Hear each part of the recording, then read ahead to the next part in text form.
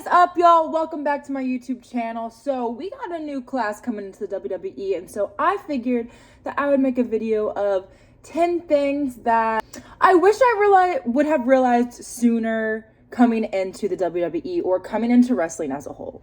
I'm in the middle of a break, but I kind of want to look decent for this video, although I'm showing you that I'm trying to look decent for this video, LOL. So I'm just gonna say it, moving to a new city and starting off in a whole different career path is a culture shock on its own, but there's these main 10 things that I wish I would have known or prepared for better before I got here. I feel like I had to learn through trial and error or from making mistakes and learning from them. So hopefully this can help the next person, or if you're interested in wrestling or you kind of want to understand what the wrestling culture or dynamics are, this will help you. And hopefully prevent you from doing the same mistakes that I have done or had to learn the hard way on. All right, first things first. I thought they were going to give us a character. I was like, talking with my girlfriends and the guys that I came in with, what do you think they're gonna make you? Like, I feel like they're gonna make me this like strong, statuesque, this, that, and the other. Come to find out, we create our own characters. We define what we're going to be, what kind of moveset we're gonna have. They can lead you in the right direction, but when you start, you really have full reins on what's gonna happen, what you're gonna do, and how you're kind of gonna go about. You're still making pitches to them, giving them ideas, trying to get yourself over. And in the sense of getting yourself over, like make yourself more known or be able to be put in different storylines and work with other people. So whenever you think of your character, you might try a ton of different things. I remember when I first came, I was like, I'm going to be an Amazonian goddess, statuesque, strong woman. Y'all, I'm 6'1" and lanky as could be. I'm not very like graceful and statuesque. Yes, I was for Miss Indiana, but for wrestling, yo girls, lanky and flaily. That's how I was for volleyball too. That's how I'm gonna be here in the WWE. So I had to change my character to something that was a little bit more charismatic and wonky, not so powerful and statuesque. Think about your body type, think about what you feel comfortable, who you are as a person. Like, I'm goofy. I can't do something that's so serious. I mean, I could if they really wanted me to, but what comes more naturally is being goofy, funny, loud, all of the extra things, because your girl is extra.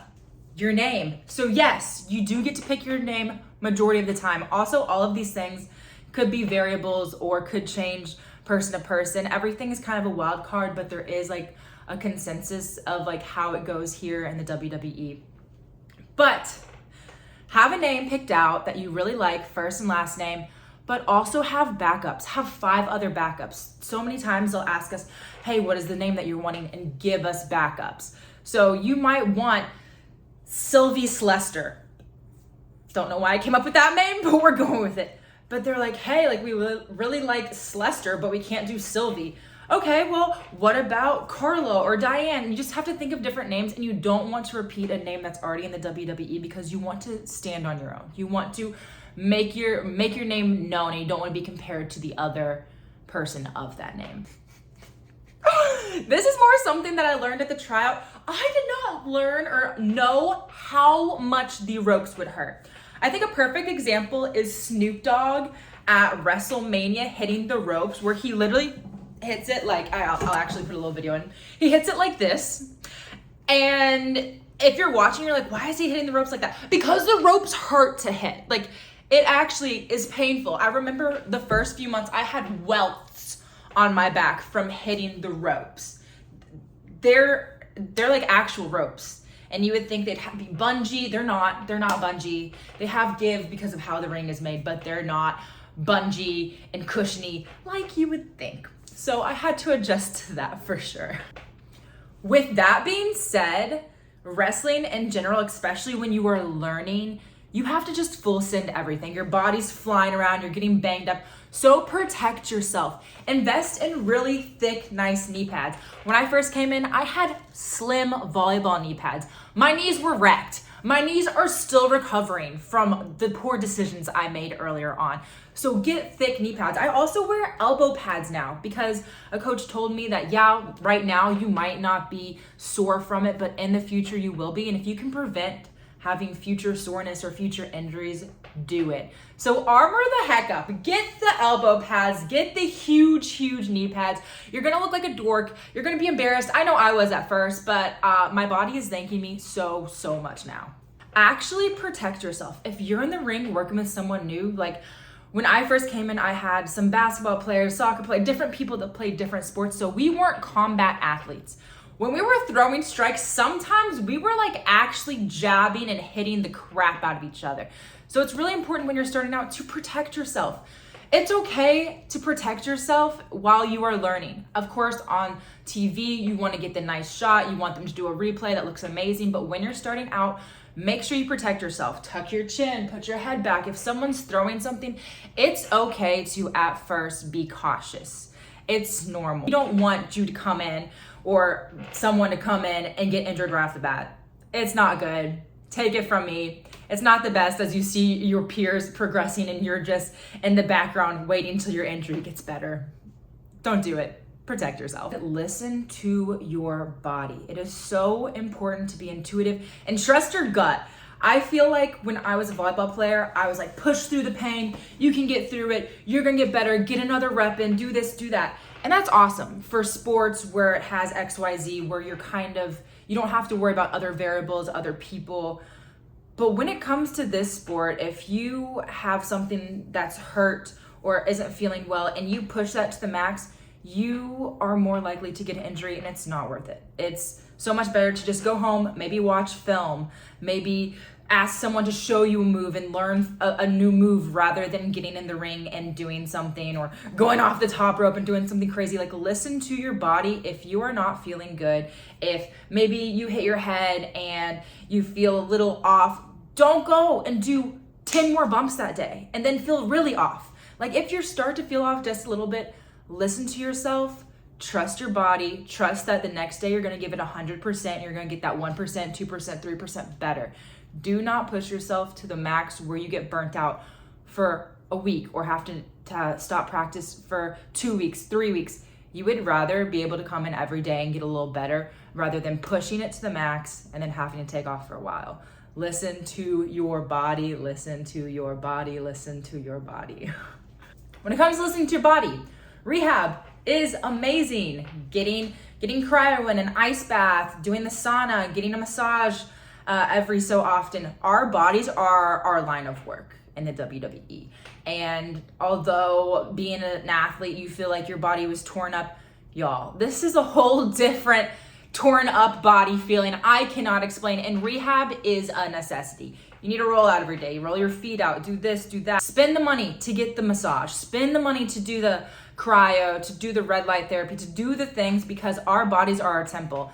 I think Michael Jordan, it came out in a study that he spends $1 million a year on rehab to make sure his body is good. Just like LeBron James, although we are not at his level, we need to protect our body because our body is our temple and our body is what is going to help us get to the next level in this sport, in this career, in this sports entertainment world. When I first came into the WWE, I had to put muscle on. I was not a healthy weight to bump and take strikes and take the buckle and do different things. I was constantly getting beat up and I was not eating enough to propel myself to get the weight that I needed to gain. Don't be afraid to eat. Eat a ton of protein. Eat a ton of, the nutritionist will tell you different vitamins and supplements. I have fish oil. I take vitamin D every day. I take creatine every day because those things are going to help with fat and brain function. Fill the tank up, baby. Okay? We need the calories. When you first get here, a lot of people lose weight quickly because we're working out so much. Like, this is a different kind of working out. I don't even know how to explain it, but I lost weight at first. And I was like, oh crap, I cannot get any thinner. Like, this is not good. So I had to keep eating. So eat your protein, eat your vegetables, eat everything. Everything. Along with creating our own character, we create our own outfits. And your girl loves putting on outfits. And I love how it's like cool, funky fashion. I feel like wrestling and especially the WWE allows you to express yourself in such a fun and creative way. So go wild, try different things, try eye sparkles under the, okay, maybe not under the eyes because that's what I do, but try eye sparkles in different places, try little different barrettes in your hair, like go crazy. Anything that you've ever wanted to try in fashion, do it here, because this is the place to express yourself freely and openly and just be unapologetically you. I love that. With that being said, you also are responsible for getting your gear made. And there's a bunch of different people and designers that you can go to. Kind of, you have to find them on social media or get recommendations from other people, but they take a long time to make the gear. So you want to hit them up very early to make your gear. Say you're not on TV yet, that's okay, you can still get gear made. It's better to be prepared than to have to prepare last minute and stress and worry.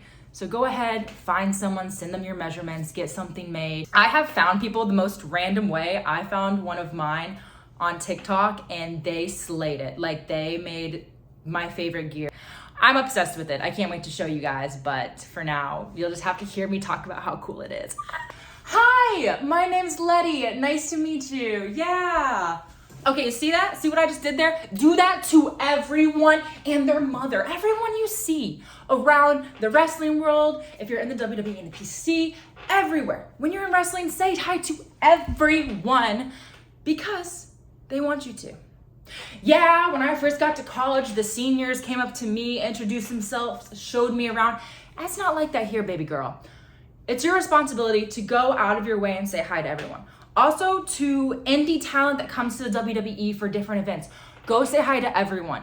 I know that it feels intimidating and you want people to come say hi to you, but not everybody will. If you go say hi to everyone, it will speak leaps and bounds about your character, personality, and who you are as a person. It's awkward.